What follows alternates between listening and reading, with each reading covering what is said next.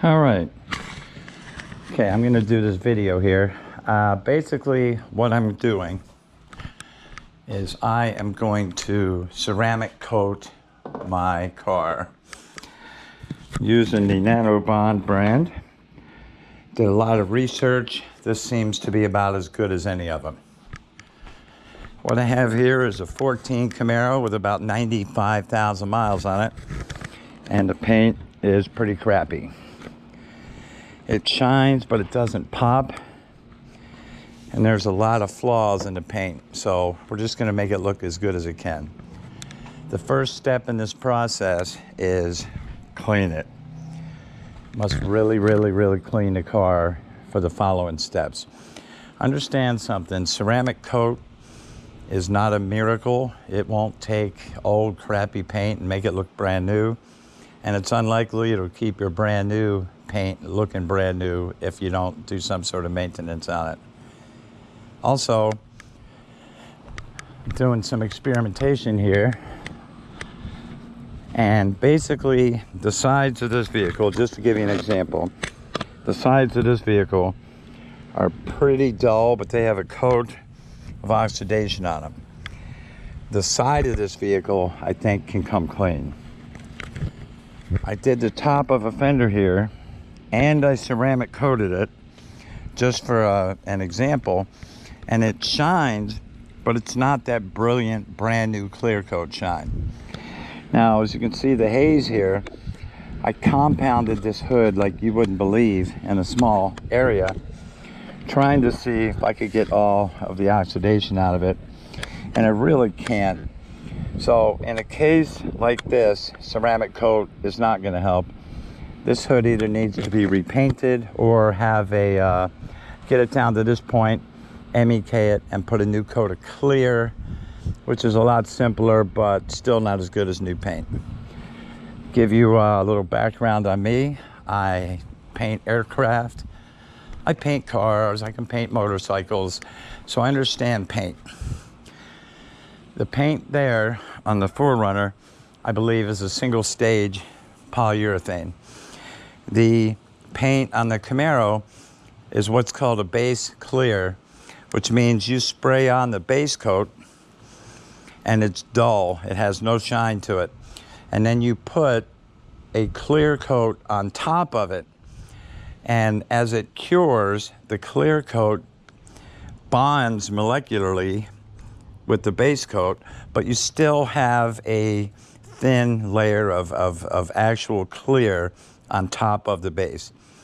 So these types of coatings are much easier to work with and are much more malleable, because if you have to, you can even clear this, and you're not even getting into the base coat if you don't sand it too far down.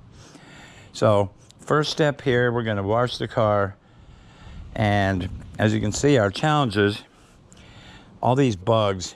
I tell you what, bugs are one of the worst things you can run into, because once they're in your paint, it's almost impossible to get them out. Compounding might help, but I have examples where you can compound the heck out of it and the compound won't even get the bugs out. So we'll see where we're at, and I'll hop back up and we'll talk as soon as I get this thing clean. All right, I'm back. So we went ahead and gave her a bath, and as you can see, water doesn't really bead on this side, and I think I had just been playing with wax one night when it was in the garage. It's beading here, or I polished that or something in the past. So here's a dig. I don't know how good this is going to come out. See, I washed it. There are bugs all over this thing. And I'm going to tell you, give you a little bit of wisdom here. If you're not willing to put the time in to do this right, save yourself a lot of trouble. Just wax it and get on with your life. Every single imperfection has to be out of this car before you ceramic coat it. Otherwise, you not only have these nasty ass bugs, now you've sealed them in with a ceramic coating. So you will never ever get them out short of wet sanding your car. Like I said, the paint on this isn't horrible, but you know, it's not a show car. It really doesn't pop, you know, when I take it to car meets and stuff. It's just, you know, your basic, barely maintained Camaro. It doesn't really shine much past whatever the factory shine is. Even though I used to wax it probably twice a month. And I know how to wax, and I know what to use, and I have the good stuff to do it. It's just a lot of labor. So the wash, probably half-hour labor. And this next step, I'm just gonna concentrate from the fenders forward on this part because there are so many bugs. And there are a lot of tricks to getting bugs off. You can use a bug remover, which a lot of people do. A lot of people say vinegar and a dryer sheet. A lot of people say peroxide and a dryer sheet. So my number one goal is going to be to get all these bugs off the front of the car. And after that, the next step is going to be to polish it. So I'll be back in a few minutes or when I have something notable to add. Thanks. All right, for a quick update, what I'm going to do, the right side of the car, I've coated with the Turtle Wax Bug and Tar remover. It's about the best that I've seen as far as over the counter. So we're going to see how that works. And for the other side, I'm going to try peroxide and dryer sheets. So we'll see how it turns out. See you in a minute. Okay, next update. I went ahead and tried bug remover here and peroxide here. Similar results. The bug remover worked a little bit better because it's a thick syrupy type of deal, so it sticks to the paint and softens the bug carcasses. I don't know if you can see this, but there's plenty of residue of the bugs on here still. That's what I mean. They will kill your paint. So what we couldn't do chemically with a little bit of rubbing, we're gonna have to break out the buffer. What I have here is a DeWalt. It's a variable speed, soft trigger buffer. I have a 3M adapter on it. I got the adapter so that I could use 3M pads. This is a compounding pad. It's not a polishing pad. This is basically set up to help you with the polishing. So I'll get it set up and then I'll let you see the results. Stand by. All right, I don't know how good this is gonna turn out, but we're gonna give it a whirl. See if you can buff along with me. So I've been buffing for a while. Have to remember when you're buffing, it's down on this angle and it's up on this angle. So you always want to come down on an angle here and an angle here. Don't go up into an angle here. What'll happen, you'll burn the paint. And more on that later.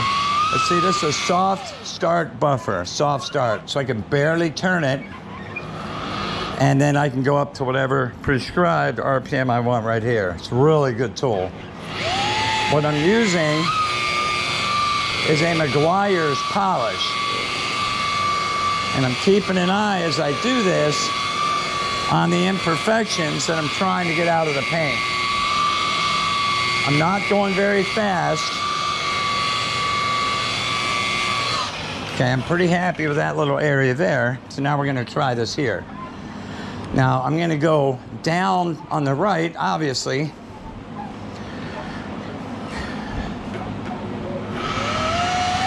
I'm only going about 14 to 1600 RPM.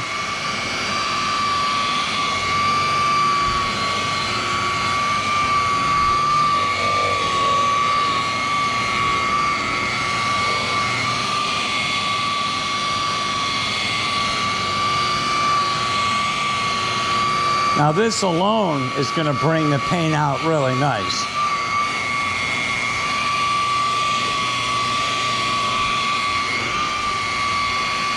But once again, even if this brings it out nice, even if you put a decent wax on it, you're still only good for a month or less depending on the environment that you have the vehicle. So that's why we're exploring the ceramic coat. Because I mean, if you go through all this labor for just a month, it's kind of a lot. So basically what I'm polishing now is trying to get imperfections and all the rest of those bug carcasses to hell out of my paint so that we can proceed with the ceramic coat.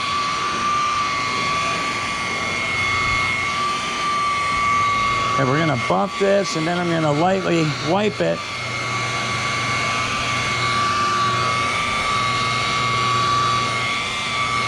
Remember, this is just a polish.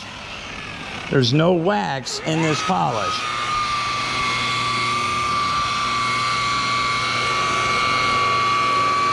Also note how the right side is going down as not to burn the front lip of the hood.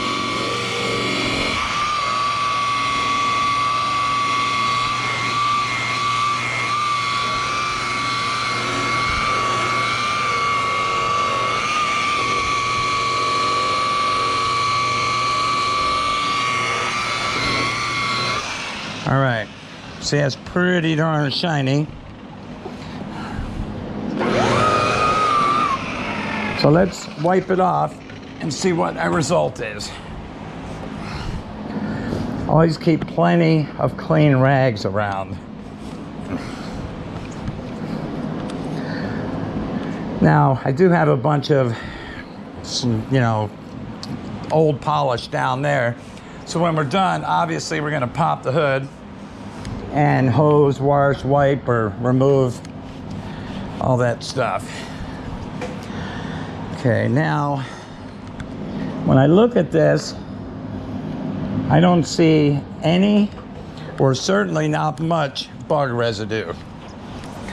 So now, you do see the imperfections where the bugs sat on it and burned into the paint a little bit. But for the most part, at least where I did, there's a lot of imperfections in the paint, but there's no glaring bug residue that's gonna lift up. Now here we buffed, I don't know if you can see that, there's a bug right there. As you can see, it's hard as a rock. Now you don't want to take anything hard and scrape that, because what will happen is you'll scratch your paint and polish won't remove scratches. Very fine scratches, but not anything of note. So now I'm going to try again to polish that bug out and see what happens.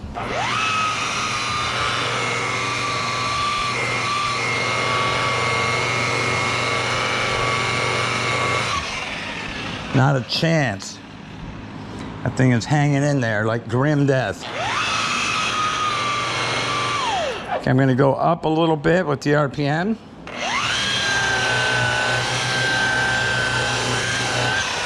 Still nothing.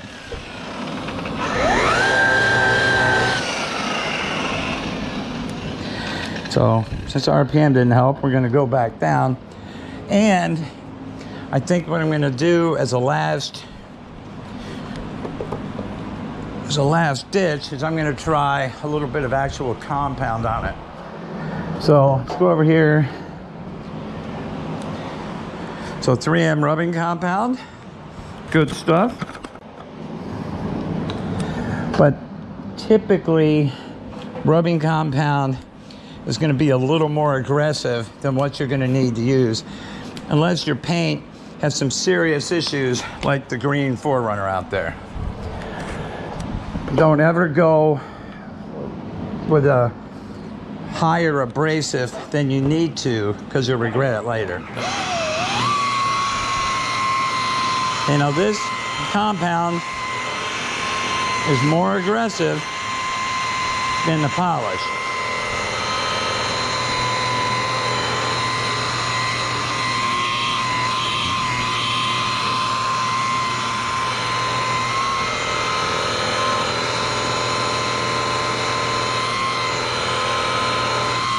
Unbelievable. That bug is still there. See, this is a crap nobody shows you. This is why this job for many, if not most people, is so expensive. I mean, they start at $500 for ceramic coating. If you look at this, that bug is still there. It is still there. So we have polished it, compounded it, put bug remover on it. I don't know what the hell. You can scratch part of it with your fingernail, but not enough. So I can't tell you strenuously enough, you need to keep these bugs out of your paint. When you know you're going to drive a long distance, spray some end dust. Yes, the floor polish. Spray end dust over the front of your car. Not too liberally, or it could get up on your windshield, and when you turn your wipers on, it can inhibit your vision. But just enough to coat it so these bugs won't stick. So I am going to play around a little bit trying to figure out how to get this bug the hell off my paint, because that's a problem. Anyway, back in a minute.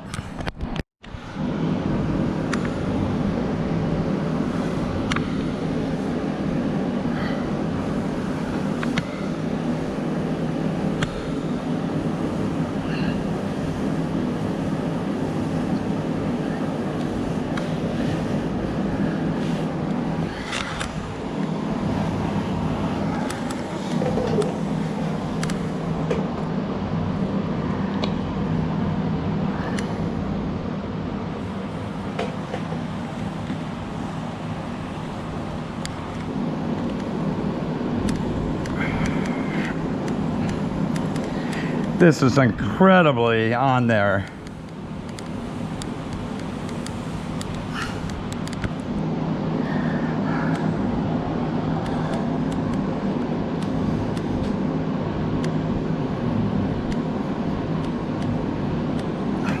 Good Lord.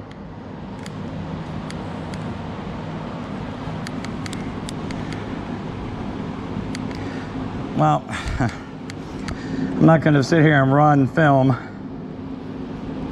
for the half hour it's going to take me to get that blasted thing off of there, so I'll be back. Not to beat this into the ground, but I literally sanded that with 800 grit sandpaper, and it's still in the paint.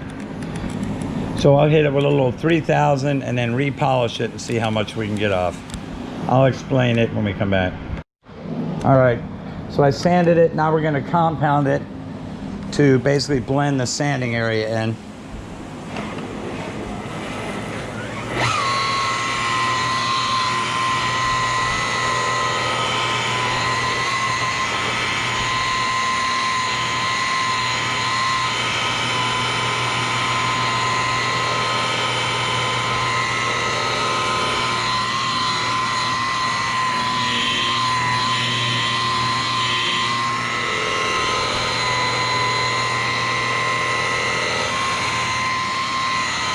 All right, that's as good as that's gonna get. If you look from the side, see if I can get this, that imperfection is still there. It got into the paint. It actually ate into the clear coat. So that's not coming out no matter what I do, short of sanding and re-clearing the entire hood and front of the car. So I'm really irritated by that, but I'm going to press on. So I'm going to go ahead and polish the top surfaces of the hood, and I'll be back. All right, wish I had a little bit better news here, but I don't. Basically, I tried with extreme prejudice to get these flaws out of the paint. There's a bug here that's seriously into the clear. There's a bug here that's seriously into the clear. There's a bug here, seriously into the clear. And you know what? You can actually see that they have eaten into the clear coat. They are beneath the surface. So when companies or whoever talk about paint correction, short of sanding that down a little further and doing like this whole area in clear coat, you're not getting rid of that. This paint, it's 6 years old. It's just not going to come out. And there's some dings in the hood. There's one here, one here. So this side of the hood has been polished, and the top of the fenders. This has also up here been polished. At some point, you just got to say to yourself, this is as good as this is going to get. This is never going to be a beautiful paint job. But it doesn't mean you can't make it look nice. But it also means that if you're going to do this yourself, try to have a little bit of understanding that you can only get it so good. For example, that's an 800 pad. This is a 3000 grit Trizec pad. I have resources here that few people have. I can really do a lot of things that the average person can't. So do whatever you can the correct way to get imperfections out of your paint. Get it as good as it can get, and then stop. Unless you're willing to repaint your whole car, and then your heart will be broken the first time it gets a scratch or a bug on it. Also, for people that have new paint, protect it. Get a bra. Put the end dust on the front of it to keep the bugs from sticking. These bugs eat into your clear coat or your paint. This is a daily driver for me, so I'm not heartbroken that the paint's got a lot of flaws in it. It's just the way it is. I'm just trying to do a video here to show you guys how this product works. So to summarize real quick, this side has been polished. I'm going to polish this side as well as the fenders and the front. I'm going to get that all polished, and then we're going to come and we're going to go ahead and ceramic coat the front of the car. I want to do a video that it's informative, and yet I don't want to, to be 4 hours long. So we'll be back in a minute. Bye. All right, I'm back. Okay, I got a few rags. The polishing is done. I basically polished everything from the doors forward. Includes the fairings, the hood, the fenders. So I'm gonna go ahead and wipe it off. And now you can see all the imperfections in the paint, which there are plenty. Now, looking at videos online and reading directions and et cetera, I call bullshit on one area of this process that they want you to do, and that's the clay bar. I have a clay bar complete with the detailer they want you to use. It's right here. It's a Mother's Instant Detailer and clay bars and the correct towel. But I don't see what imperfections are going to be in this paint that a clay bar can get out that a compound and polish would not. So I'm going to have to call bullshit on that one. So I am not claying my car and spraying a light wax, which is, I believe, what they use so that the clay will glide over the paint. That basically it's a light wax. I just compounded my car to get all the dirt, imperfections, and wax out of it. So I think going backwards is not really in my best interest. So it's looking as shiny as it should. Considering I just compounded the shit out of it. So we're gonna give her a wipe, and then I have to spray all the dust away from it. Now, touched on this earlier, a lot of places want anywhere from $300 to thousands of dollars. And what the average person has to understand is, not everything can be done by someone that's going to work for $6 an hour. And that's actually a good thing. People need to get paid. The economy works for a reason. Someone that can do a job well deserves to get paid for it. Nothing pisses me off worse than people with the means want you to expend all of your labor, but they don't want to pay you for it.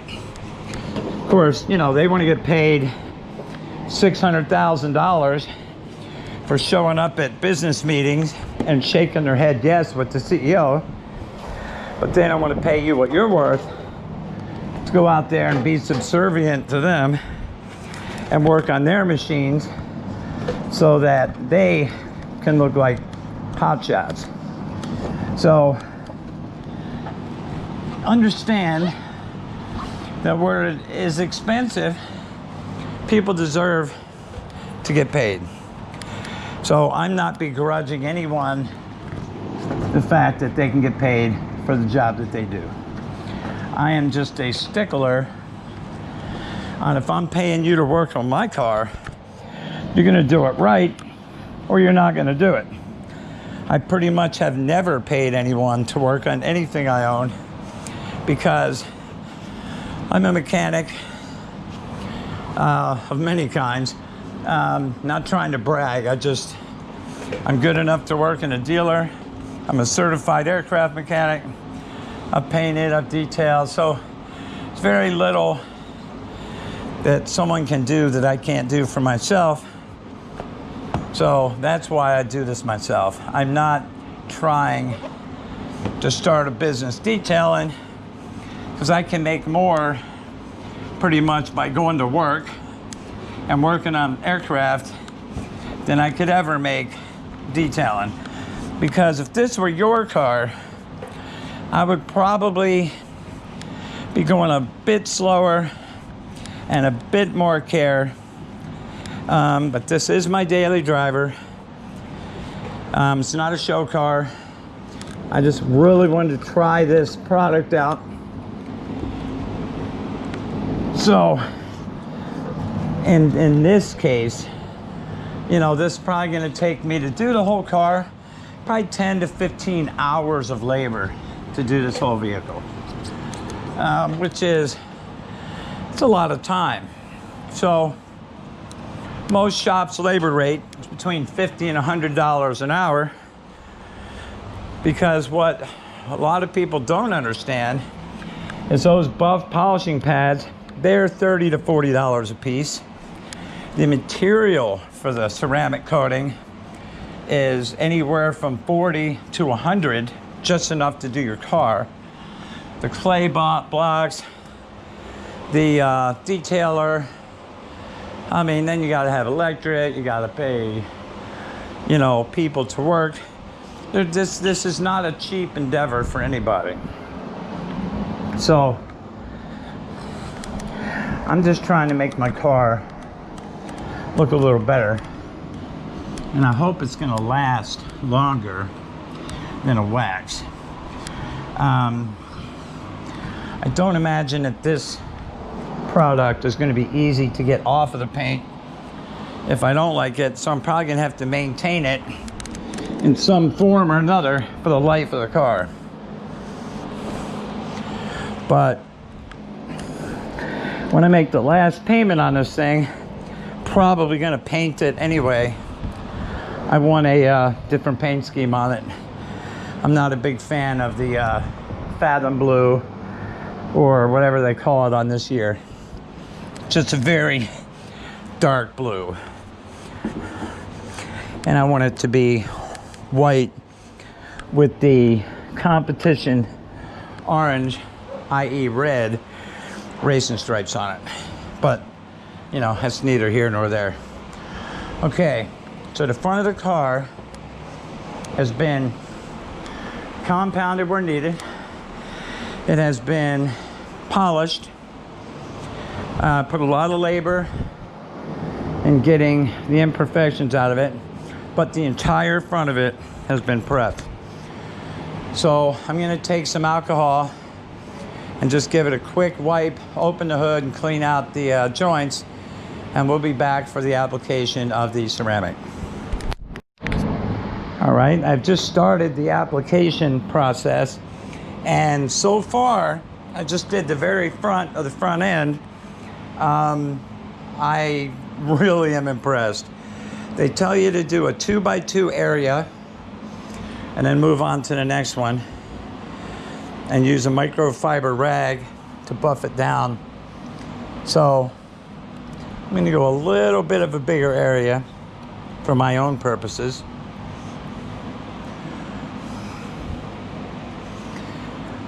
You just put it on. You don't want to put too much. You don't want so little that it streaks either. Just putting it on. See right there, I could feel it was drying a little bit. You want enough to coat it, because right now, while you're sitting here, it's soaking in molecularly, soaking into the voids in the paint. I wanted to talk real quickly about something. I saw a guy did a video and everyone really flamed him bad because he had swirl marks on his car. Swirl marks are created by wool bonnets. If you see, I do all of my buffing with a foam pad. Foam pads cannot create swirl marks. Told by a 3M rep a million years ago that swirl marks are caused by the fibers in the wool bonnet heating up and literally burning your paint. So that's where swirl marks come from. That's why, you know, a lot of paint shops still use them because they're inexpensive. Even the 3M ones are like $25 and they last forever. Problem is, even when you're really careful, they leave swirl marks. So if you're gonna polish, buff, if you're gonna learn with foam pads. The only problem is foam pads are really expensive. I mean, the compounding pad I used, I think it was almost $40 that we just used here that you witnessed. And anytime you hit an emblem or anything rough, you can just kiss that thing goodbye. Okay, and I've done half the hood here. So now we're gonna buff it down.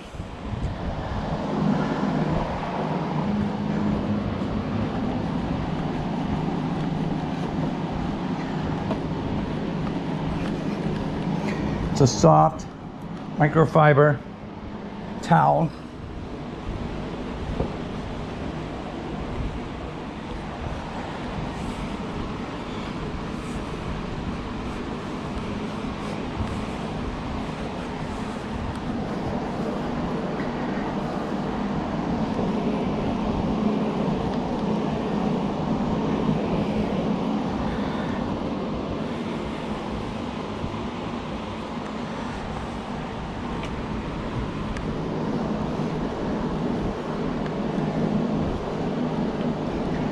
Really looks good. I don't see any streaking.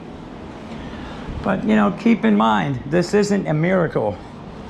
It's not gonna make crappy paint look like a brand new Ferrari. It's not a miracle. It's a product to help keep your car looking the best it can. It's not a miracle. So even as I look into my paint, and I'm very, very happy with the way it looks, I have to tell myself this is simply a coating. Coating can only do so much. It's not a miracle. It's not going to make my car look brand new again. But what it should do is keep the paint looking as good as it can for a lot longer than a normal wax would do. So sort of, I'm doing the center here. Like I said, you put it on medium, not super thin, but not super thick. And then when you sit, it permeates the paint. And then you're gonna dry it off. And they also say over the next couple days, that it's going to settle into the paint a little more, making it even shinier, and we'll see how that goes. I'm also going to do follow-up videos to see how long it lasts. I mean, some people say months, some people say years. Some products have a booster that they want you to buy. And, you know, to be honest, if it needs a booster, then it's not exactly how you're advertising it. You know, if you're advertising this stuff to last for years with a rock hard finish and a permanent shine, etc., etc., etc., why do you need a booster? I mean, I could have used my Meguiar's detailer on wax if I wanted to walk around it with a booster every 2 weeks. So, you know, take that for what it's worth. I am not a detailing expert, but I do understand paint, and I have detailed professionally, so I'm not completely ignorant either. I'm just trying to separate the BS from what's really a good product to put on your vehicle to get, you know, the results that you're looking for. So I'm going to go ahead and finish the front of the car, and then I'll be back and we'll give it a summation. All right, so I'm impressed. Don't know how long it's going to last, but now she's kind of popping a little bit. This is horrible lighting because it's a mixture of deflected sunlight and fluorescent, but she's really popping. So I would say that this is an absolute win. Very, very few, if any, streaks. Very shiny. If this lasts for months, then it was worth every second of the time it took to do it, and worth every penny of the expense. So I'll turn this into a video and we'll put it up, but yeah, I'm impressed. I'm really impressed. So much so that I'm gonna do the rest of the car. Thank you for watching.